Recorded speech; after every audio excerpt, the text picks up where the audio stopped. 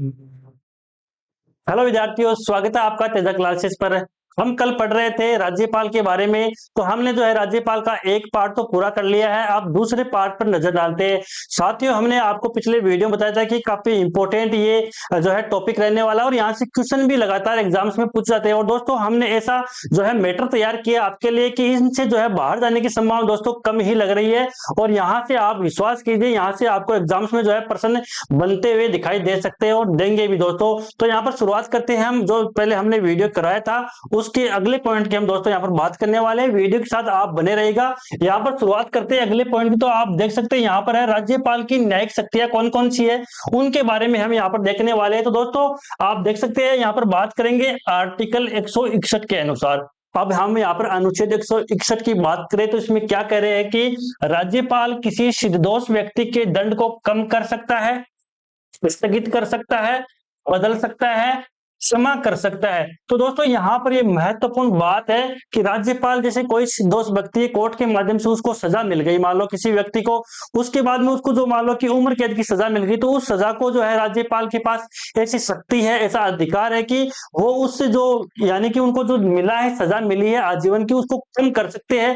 10 साल 15 साल में भी चेंज कर सकते हैं, या जो है उस सजा को बदल भी सकते हैं। उम्र कैद को जो है 5 साल 7 साल की सजा में भी कन्वर्ट कर सकते हैं। ये जो है राज्यपाल के पास शक्तियां होती है और उसको स्थगित भी किया जा सकता है। जो उनको सजा मिली है उसको स्थगित भी जो है कर सकता है। लेकिन महत्वपूर्ण बात यहाँ पर आप देखिए, मृत्युदंड को पूर्णतः माफ नहीं कर सकता है, राष्ट्रपति कर सकता है। यानी कि किसी व्यक्ति को अगर कोर्ट के माध्यम से जो है मृत्युदंड की सजा मिली है तो उसको जो है माफ नहीं कर सकता। कौन नहीं कर सकता है यहाँ पर?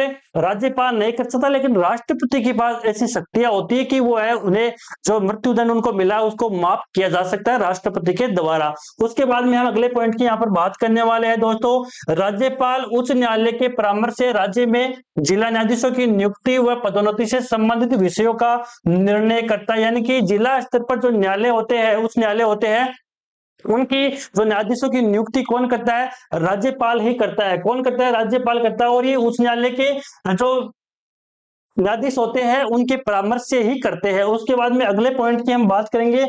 अगला पॉइंट है वो कौन सा होने वाला है और इंपॉर्टेंट है, जो है राज्यपाल की विवेकाधीन शक्तियों के बारे में।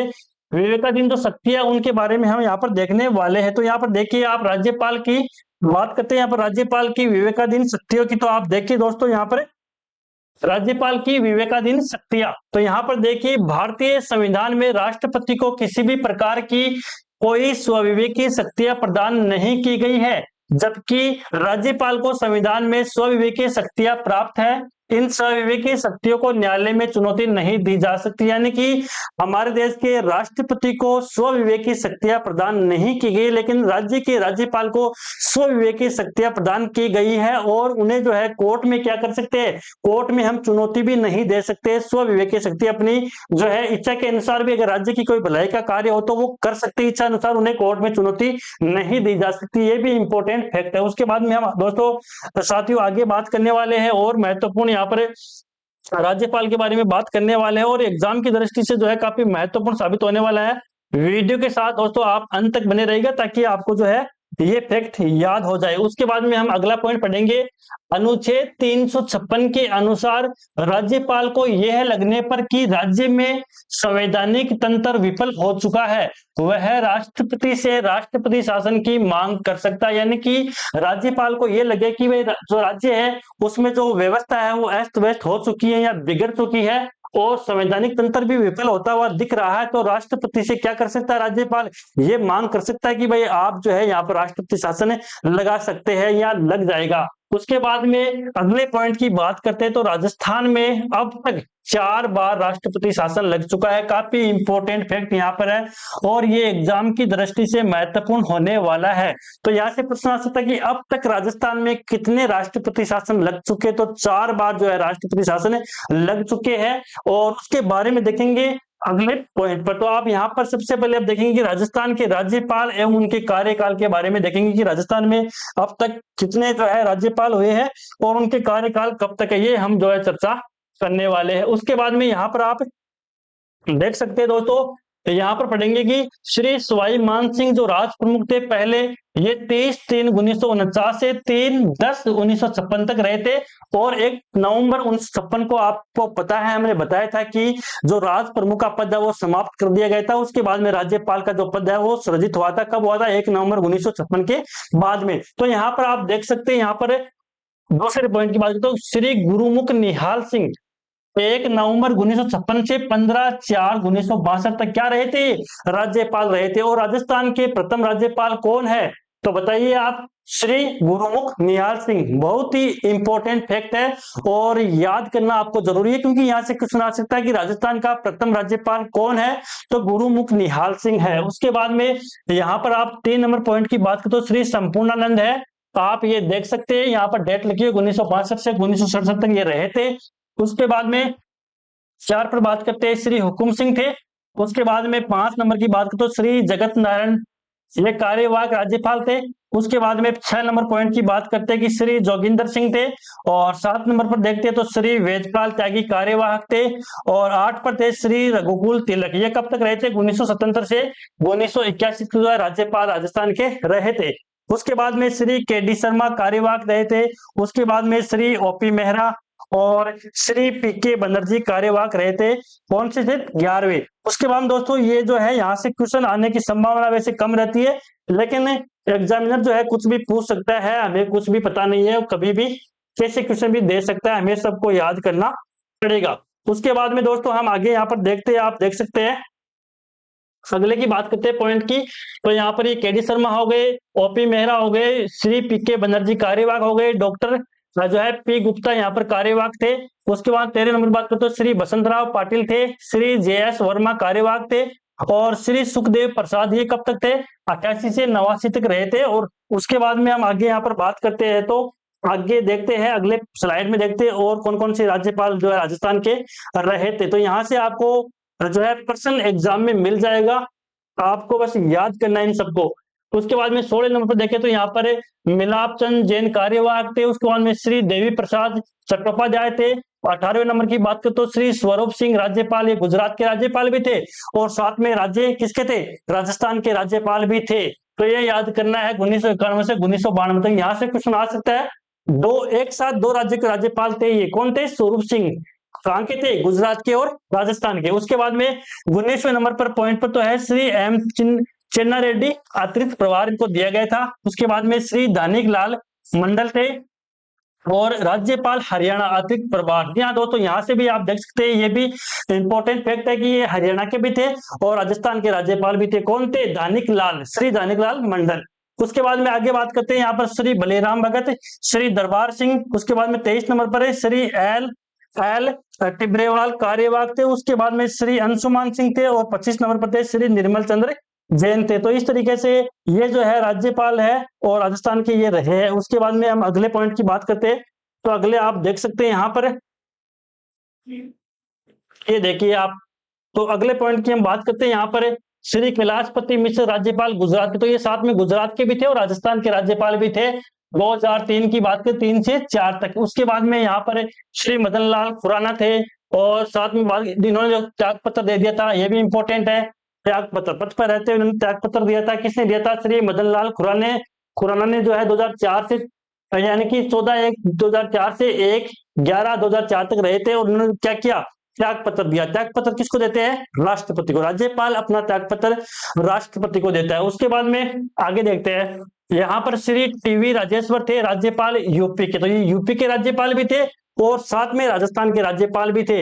अतिरिक्त प्रभार इनको दिया गया था राजस्थान का। उसके बाद में 29 नंबर की बात करते हैं, तो श्रीमती प्रतिभा देवी सिंह पाटिल जो हमारे जो है राष्ट्रपति भी रही थी। तो यहाँ पर इन्होंने क्या किया? 8/11/2004 से 23/6/2007 तक ये रही थी और यहाँ पर जो है त्याग पत्र इन्होंने भी दिया था। तो ये त्याग पत्र वाले आपको याद रखने हैं, एग्जाम्स में पूछे जा सकते हैं। अगले पॉइंट की बात करें, डॉक्टर ए.आर. किदवाई राज्यपाल हरियाणा के। तो ये हरियाणा के राज्यपाल थे और साथ में राजस्थान के राज्यपाल भी इनको बनाया गया था। ये अतिरिक्त प्रभार इनको दिया गया था। उसके बाद में बात करेंगे श्री शैलेंद्र कुमार सिंह, ये कौन थे? कार्यवाहक थे और इनकी पद पर रहते हुए मृत्यु भी हो गई थी, ये भी आपको याद करना है। उसके बाद में 32 नंबर की बात तो श्रीमती प्रभा राव, राज्यपाल एचपी, तो ये हिमाचल प्रदेश की थी। उसके बाद में इसको अतिरिक्त प्रभार दिया गया था। ये इंपॉर्टेंट यहाँ से क्वेश्चन बन रहे हैं, आपको याद करना, एग्जाम में आ सकता है।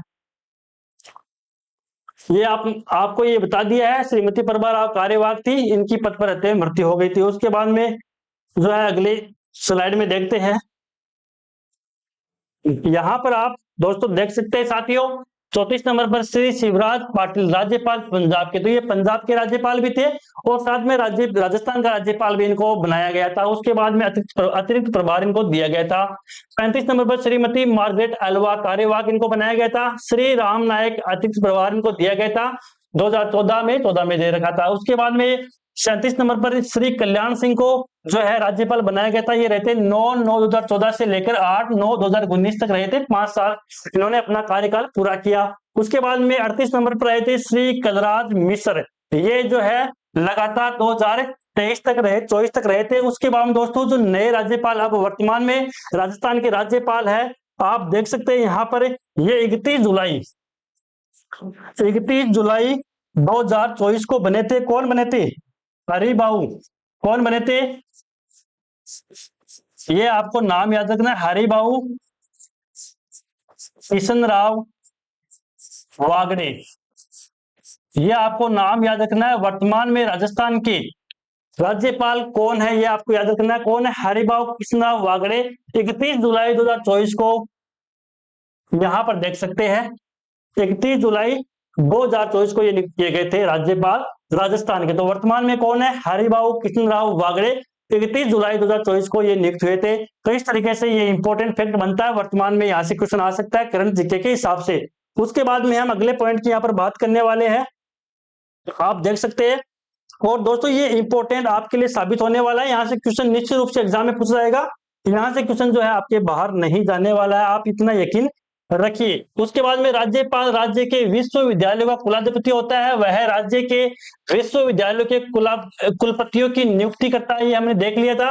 राजस्थान के राज्य विधानसभा द्वारा पारित विधिक प्रावधानों व कृत्यों के अनुसार निम्नलिखित अतिरिक्त जिम्मेदारी रखते हैं कि राज्यपाल के अतिरिक्त इनको और जिम्मेदारी दे रखी है। कौन कौन सी जिम्मेदारी है उन पर विचार करते हैं। तो देखते हैं पॉइंट नंबर 1, अध्यक्ष राज्य सैनिक बोर्ड राजस्थान। तो यहां से अगर क्वेश्चन पूछे तो कैसे क्वेश्चन आ सकता है कि राजस्थान सैनिक बोर्ड के अध्यक्ष कौन है? कौन होते हैं? राज्यपाल। उसके बाद में अगले पॉइंट की बात करते हैं, राजस्थान के पूर्व सैनिकों के लाभ के लिए अमलगमेटेड फंड की प्रबंधन समिति के अध्यक्ष कौन है?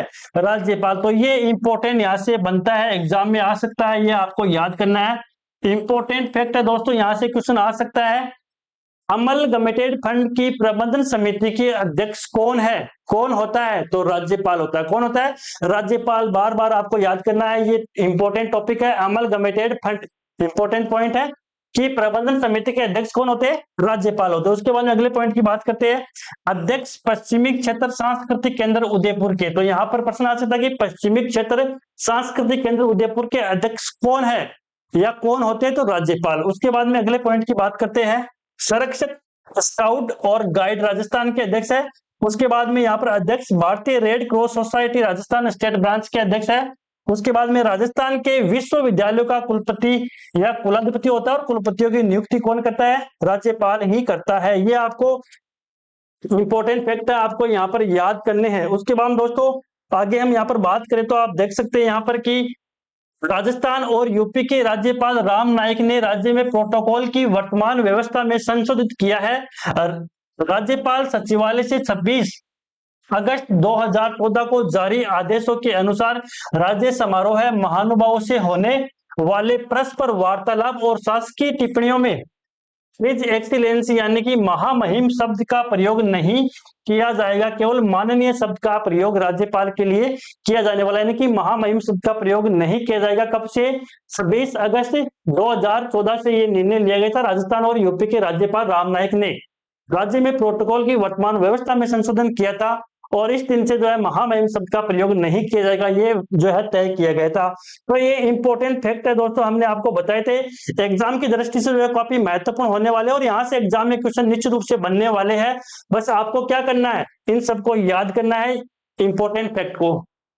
ऐसे अवसरों पर हिंदी में माननीय राज्यपाल अथवा राज्यपाल महोदय का प्रयोग होगा, यानी कि अब महामहिम का प्रयोग, यानी कि राज्यपाल को महामहिम कह के संबोधित नहीं किया जाएगा। अब क्या करेंगे संबोधित, तो आप देख सकते हैं हिंदी में माननीय राज्यपाल बोलेंगे या राज्यपाल महोदय हम बोलेंगे। उसके बाद में अगले पॉइंट पर चर्चा करते तो अंग्रेजी में ऑनरेबल गवर्नर बोलेंगे, ऑनरेबल गवर्नर संबोधित किया जाएगा। साथ ही राज्यपाल के नाम से पूर्व श्री, श्रीमती या सुश्री का प्रयोग जो है किया जाएगा। उसके बाद में यहाँ पर एक इंपॉर्टेंट बात हम करने वाले हैं एग्जाम्स में, यहाँ से भी क्वेश्चन बनने की पूरी संभावना है। आपको ध्यान से वीडियो को देखना है, ध्यान से समझना है, यहाँ से एग्जाम में क्वेश्चन बाहर नहीं जाएंगे। आप जो है चैनल को सब्सक्राइब कीजिए तेजा क्लासेज को, यहाँ से आपको अच्छे वीडियो मिलेंगे और एग्जाम की दृष्टि से काफी महत्वपूर्ण साबित होने वाले हैं। यहाँ पर देखिए, पद पर रहते हुए 4 राज्यपाल प्रदेश ने खोए। कितने खोए थे, तो 4 राज्यपाल ऐसे थे जिनकी जो है पद पर रहते हुए मृत्यु हो गई थी। कौन कौन से आप देख सकते हैं। पहले नंबर पर बात करें तो यहाँ पर दरबारा सिंह थे, ये 23/5/1998 की बात है। उसके बाद में दूसरे नंबर की बात करें तो यहाँ पर निर्मल चंद्र जैन थे, ये 21/9/2003 की बात है। उसके बाद में SK सिंह 1/12/2009 की बात है। और श्रीमती प्रभा राव की बात करें तो 26/4/2010 की ये बात है। ये आपको याद रखने की, पद पर रहते हुए राजस्थान ने 4 राज्यपाल खोए थे। कौन कौन से नाम याद रखना है, दरबारा सिंह, निर्मल चंद्र जैन, SK सिंह, श्रीमती प्रभा राव। इनकी डेट भी आप याद रख सकते हैं, ये इंपॉर्टेंट पर्सन है, यहाँ से क्वेश्चन आ सकता है। उसके बाद में हम अगले पॉइंट की दोस्तों बात करने वाले हैं। साथियों आपको बस याद करना है, यहां से बाहर कुछ जाने वाला नहीं है एग्जाम में, बस आप इतना ही याद कर लीजिए, ये काफी इंपॉर्टेंट आपके लिए होने वाला है। उसके बाद में राजस्थान में राष्ट्रपति शासन एवं राज्यपाल, तो राजस्थान में जो राष्ट्रपति शासन था वो कब लगा था, उस समय राज्यपाल कौन थे, ये भी बात करेंगे। तो यहाँ पर देख सकते हैं डॉक्टर संपूर्णानंद सिंह और सरदार हुक्म सिंह उस समय थे। 13 मार्च 1967 को क्या लगा था, आप देख सकते हैं यहाँ पर राष्ट्रपति शासन लग चुका था राजस्थान में। और कब तक रहा था, 26 अप्रैल 1967 तक रहा था। क्यों रहा था, चुनाव में दुविधापूर्ण स्थिति, अस्पष्ट बहुमत के परिणाम स्वरूप राजस्थान में जो है राष्ट्रपति शासन लग गया था। तो पहला राष्ट्रपति शासन कब लगा था, 1967 में। उस समय कौन थे राज्यपाल, ये थे। उसके कारण वो देख सकते हैं चुनाव में दुविधापूर्ण स्थिति, यानी कि अस्पष्ट बहुमत मिल रहा था तो राष्ट्रपति शासन लगा दिया गया। उसके बाद में दूसरे नंबर पॉइंट की बात करते हैं। विजयपाल त्यागी और रघुकुल तिलक जो है राज्यपाल थे। और दूसरा जो राष्ट्रपति शासन है वो राजस्थान में कब लगा था, 29 अप्रैल 1977 को लगा था। और कब तक रहा था, 26 जून 1977 तक रहा था। और क्यों रहा था, क्या कारण थे इसके, तो देख सकते हैं विधानसभा में बहुमत सिद्ध न होने के कारण हरिदेव जोशी सरकार को बर्खास्त कर दिया गया। यानी कि हरिदेव जोशी की सरकार थी तो ये बहुमत अपना स्पष्ट नहीं कर पाए थे, जिसके बाद जो है सरकार को बर्खास्त कर दिया गया और राष्ट्रपति शासन राजस्थान में लग गया। तो कब लगा दूसरा, 1977 में। ये आपको याद रखना, मुख्यमंत्री भी पूछ सकते हैं, हरिदेव जोशी की सरकार थी उस समय। ये आप देख सकते हैं यहाँ पर राज्यपाल का नाम है। उसके बाद में तीसरे नंबर पर रघुकुल तिलक थे और 16 फरवरी 1980 को जो है तीसरा राष्ट्रपति शासन लगा था। कब तक लगा था, 6 जून 1980 तक लगा था। और क्यों लगा था, क्या कारण थे, तो देख सकते हैं विधानसभा में बहुमत सिद्ध न होने के कारण भैरों सिंह शेखावत सरकार को बर्खास्त कर दिया गया। अब किसका नंबर आया था, अब आया था भैरों सिंह शेखावत का नंबर। तो यहाँ पर ये जो है बहुमत सिद्ध नहीं कर पाए और बहुमत सिद्ध नहीं करने के कारण बर्खास्त कर दिया गया इनको, इनकी पार्टी को। और साथ में क्या किया गया, राष्ट्रपति शासन राजस्थान में लागू कर दिया गया। कब लागू किया गया, 1980 में। पहला लागू कब किया गया था, 1967 में। दूसरा 77, तीसरा 80। तो 67, 77, 80, 92। इस तरीके से आपको याद रखना है, इंपॉर्टेंट है, यहां से क्वेश्चन एग्जाम में पूछ सकते हैं। काफी इंपॉर्टेंट क्वेश्चन है, यहां से एग्जाम में पूछ सकते हैं दोस्तों, आपको याद रखना है। साथियों चौथे नंबर की बात करेंगे तो यहाँ पर M चिन्ना रेड्डी और बलिराम भगत राज्यपाल थे। 15 दिसंबर 1992 की ये बात है। और ये जो राष्ट्रपति शासन लगा था ये 4 दिसंबर 1993 तक रहा था, यानी कि ये मान सकते हैं जो है सबसे लंबा है। ये क्या है? सबसे लंबा राष्ट्रपति शासन इस समय रहा था। और क्यों रहा था? तो विधानसभा में बहुमत सिद्ध न होने के कारण भैरों सिंह शेखावत सरकार को बर्खास्त कर दी गया। फिर से दोबारा भैरों सिंह शेखावत की सरकार बनने जा रही थी, लेकिन जो है स्पष्ट बहुमत न होने के कारण राजस्थान में फिर से राष्ट्रपति शासन लग गया। तो इस तरीके से दोस्तों 67 77 80 92 ये आपको याद रखना है। 67 77 80 92 ये ट्रिक आपको याद रखनी है। मोबाइल नंबर जैसे आप याद करते हो ना, उसी तरीके से आपको याद रखना है। 67 77 80 92 में क्या लगा था? राष्ट्रपति शासन लगा था। साथ में ये भी आप याद करना है भैरों सिंह शेखावत के समय, ये भैरों सिंह शेखावत समय, हरिदेव जोशी के समय, ये आपको याद रखना है। इंपॉर्टेंट क्वेश्चन है, यहाँ से लगातार लगभग 5 से 7 बार क्वेश्चन यहाँ से पूछ चुका कि राजस्थान में राष्ट्रपति शासन है वो कब लगा था। आप 1967 1977 1980 1992 जैसे मोबाइल नंबर याद करते हैं वैसे याद करो। 67 77 80 92 इस तरीके से याद कर लेना। और यहां से क्वेश्चन आ सकता है। तो दोस्तों हमने आपको राज्यपाल के बारे में बता दिया है। यहां से दोस्तों पूरी संभावना है कि इससे बाहर आपके क्वेश्चन एग्जाम में नहीं जाने वाले। बस आपको वीडियो को बार बार देखिए, याद कीजिए, नोट्स बनाना चाहो तो नोट्स भी बना सकते हैं। और ये आपको एग्जाम की दृष्टि से काफी महत्वपूर्ण होने वाला है। तो दोस्तों हमारे चैनल को सब्सक्राइब कर लीजिए, क्योंकि यहाँ पर आपको लगातार वीडियो मिलते रहेंगे। हमने राजस्थान की राज्य व्यवस्था शुरू की थी, और आगे हम जब अगले टॉपिक की बात करेंगे तो हम जो है आपको मुख्यमंत्री, अगला टॉपिक हमारा होने वाला मुख्यमंत्री, तो सारी चर्चा हम अगले वीडियो में करने वाले हैं। क्लासेस को जो अगर आपको अच्छी लगी तो लाइक कीजिए और चैनल को सब्सक्राइब जरूर कीजिए। और साथ में दोस्तों जो कमेंट है आप कमेंट कीजिए, अगर आपको वीडियो कैसा लगा, अच्छा लगा या नहीं लगा, आप कमेंट में जरूर बताइए। धन्यवाद।